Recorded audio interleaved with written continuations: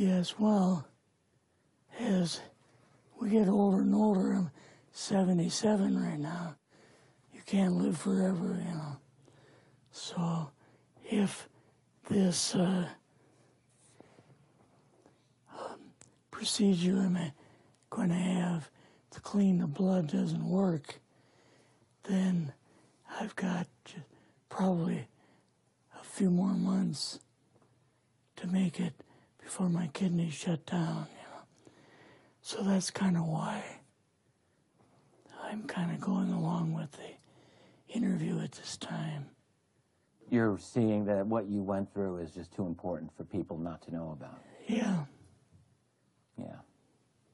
Can you just, can we start at the beginning with your military career and just walk through what exactly your experiences were?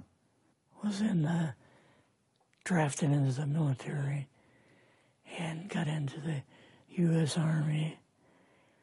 After that, I was sent to the Signal Training Center in eastern United States. What year would this be? 58. I went through the Signal Training course, and at that time, I went through the radio teletype course and also the cryptography course, crypto. They had 5 instructors that were getting out of military service. So they pulled the top 5 students, and I was 3rd in the class. So I got pulled as an instructor. Now, were you at this time also working yet for CIA? No. Not yet? No. After one day, my boss came to me, and he said, how would you like to, you know, make some extra money? And I said, oh, money is good. So he's explained to me that he could put it through, would have to get a top secret White House Q clearance for the job, you know. And I thought, boy, must be a pretty exclusive thing, you know. And I said, well, what is this? And he said that I'm director for the CIA for Eastern United States, you know. And I said, oh, I didn't know that. And he said, you weren't supposed to.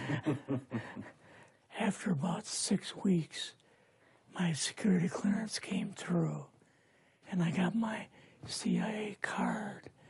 It was an ID card, like a credit card, where I could just go up to the door and slice it, walk right in. And my name at that time, I used a artificial name too. Never used my real name. I started working with him on the project he was on, and that was Project Blue Book, which was kind of partially a fraud. You're saying some of the Blue Book cases were, yes, were completely fictitious? Yes. But the cases that we got came from, I think it was Fort Belvoir, Maryland. Fort Belvoir? Yeah. And it didn't come from the Pentagon, or it didn't come from CIA headquarters. But we would get reports about a certain sighting that they had in Mexico or Italy or something like that. And then we would have to, we had people that would follow through on it, that would go out and interview the people to see if they were nutcases or if it was real, you know. So they'd be going overseas frequently? Yeah, I wasn't, but I always stayed statewide. But the people we had working with us from the CIA would do that. We would get like a new report probably a couple times a week.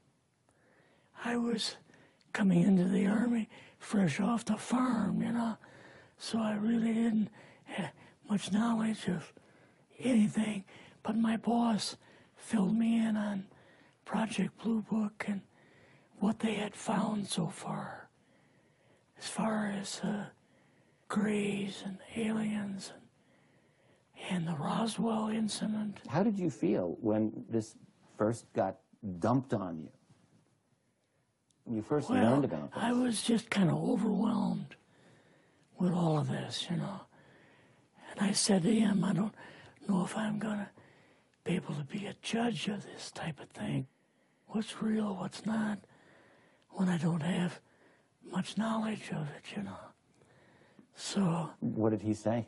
He said, well, we have to build the information as we go, and you'll see how this thing is working out. And then the other thing is, of course, you really weren't able to tell family or close friends, obviously. No, I couldn't tell anybody. In fact, I had to take a vow that I wouldn't tell anybody. A lot of it for 40 years, and more of it for 50 years, which is up in 2010. You're doing all this crypto work. You're looking at images, photographs, video. It's 1958, maybe the fall of 58. What happened after this? At that time, the Project Blue Book thing kind of went pot, you know. If you remember, back in those days, they kind of declared it as a nothing, you know. Mm-hmm. Right. And they were telling the world all UFOs are misidentifications, hoaxes, balloons, psychological issues, whatever. Yes. Yeah.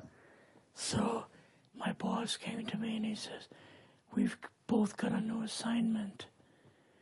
And he says, oh, I said, where are we going? Oh, he says, we're going to the Capitol. We're going to be part of the Eisenhower push. He's trying to find out something about, all about these aliens that MJ-12 was supposed to find out, but never sent back reports to him. The MJ-12, the UFO control group, were they calling it MJ-12 at that time? Yes. They called us in, went into the Oval Office, and President Eisenhower was there and Nixon, and they said, we called the people in from MJ-12 from Area 51 and S4, but they told us that the government had no jurisdiction over what they were doing. So being a general, past general, you didn't tell them to go to hell without any real good reason, you know. Mm-hmm. So he said, I want you and your boss to fly out there. I want you to give them a personal message. He says, I want you to tell them, whoever is in charge, tell them that to get in, they have this week, coming week, to get into Washington and to report to me. And if they don't, I'm going to get the First Army from Colorado, and we're going to go over, we're going to take the base over. I don't care what kind of classified material you got. We're going to rip this thing apart. Eisenhower was going to invade Area 51. Yeah, with the First Army. So you go out with your superior. Yes. You fly out. You land. What happens? Can you describe this whole process, what you saw? It took us the 13 or 15 miles south to S4 and like different garage door openings. Okay. And in these garage door openings, they had like different saucer crafts. The very first one had the Roswell craft in. It was kind of crashed up, but apparently every alien that was in it died except for a couple. So you see the Roswell craft, and what are some of the others that you see? Well, the Roswell craft was really strange because it looked like real heavy aluminum foil. We could rock next to it, and you could rock it. The whole thing probably weighed 150, 300 pounds. Could they tell what the source of power was of this craft? Yeah, it was like a reverse gravitational thing of some kind. In fact, one later on, I got the mathematical code for reversing gravity in a 3x5 card. I guess there are different types of grays and so on. How did you see that evidence? Well, at the later on at S4, we viewed the autopsy film, and then the colonel said, "What we've got in here is we're interviewing a gray alien." All right, right there. How did you feel at that moment? Well, I thought, boy, we had no idea we were going to see the real thing. All we saw was film. You had to have a little bit of heart racing at that moment. My boss was able to go in and had like a partial interview with him. So what did this gray alien look like? Could you describe him a little bit? This one looked a little bit oriental. So I'm just wondering if it looked almost human, what about this didn't look human? No, it didn't look human as far as the skin tone and basically the shape of it and the size. How was its head size compared with a normal human, for example? Brain was kind of a little bit bigger. And some of the nose was very, very small. And the ears were just like holes. Mouth was very small. Now, why were they bringing you out here at all, anyway, to see an alien? What was the point? To go back and tell the president they actually had one. So he did not know at this point No. if there was an alien at S4? No. What did you do then at Area? Were you done, or did you have other things to do with Yeah, S4? so basically we were kind of done, went back to Area 51. They took us into the main building, and there we saw a U-2, which of course we didn't know existed. And a model of the SR-71. Yeah, the Blackbird. So, but like I mentioned earlier, it was not a model of the current Blackbird. It's an earlier version. But an early version. Did you go directly to Washington after this? Yes. Or did you go somewhere else? How did they get, did you fly regular airline? Or we flew back to the commuter plane back to the air base, and then took President Eisenhower's Lockheed Electra back to Washington. You and your supervisor, superior officer, and now you're meeting with the president? Yes. Can you describe this? Well, we met with him in, the second story of the old OSS warehouse building. And Eisenhower and Nixon were there, and also Hoover was there. So he asked us what was going on, and we told him about the alien, the whole situation, and the black projects and so on. And he was just totally shocked. He appeared for the first time to be worried.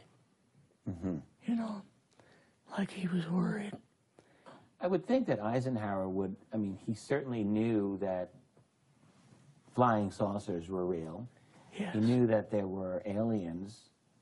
So I guess I'm just wondering, what would he have been, really surprised about? Surprised about the black programs. Eisenhower said, got to keep this thing completely secret. You know, can't talk about this. Your actual name is, I mean, the name you grew up with, that was a different name than what you had in the... I never used it in the CIA at all. Now, what about today? You're going on the public record, and this is still sensitive information, even though earlier you talked about, you know, security oaths that maybe expire after a certain period of time. 50 years. But you're still concerned. Linda Moldenhau's phone call, her phone was tapped, and they got my phone number, and through the telephone company, they were able to find me, and so on. When they found you, what happened? I was going to a grocery store. Two guys in a black suits come out of a black Lincoln town car and came over to see me. And they told me that I better not publish anything or talk to Linda about any more things. So at that time, I did, you know, I stopped. That was enough to intimidate you. Yes. Rather remain anonymous. Never show my face on anything. Really, thank you for doing this. Yes, this was, I guess, kind of a good idea because I feel much better having talked about it. I kind of feel like there's a load off my shoulders. Really? Because I had an awful lot of secrets that I had kept over the years.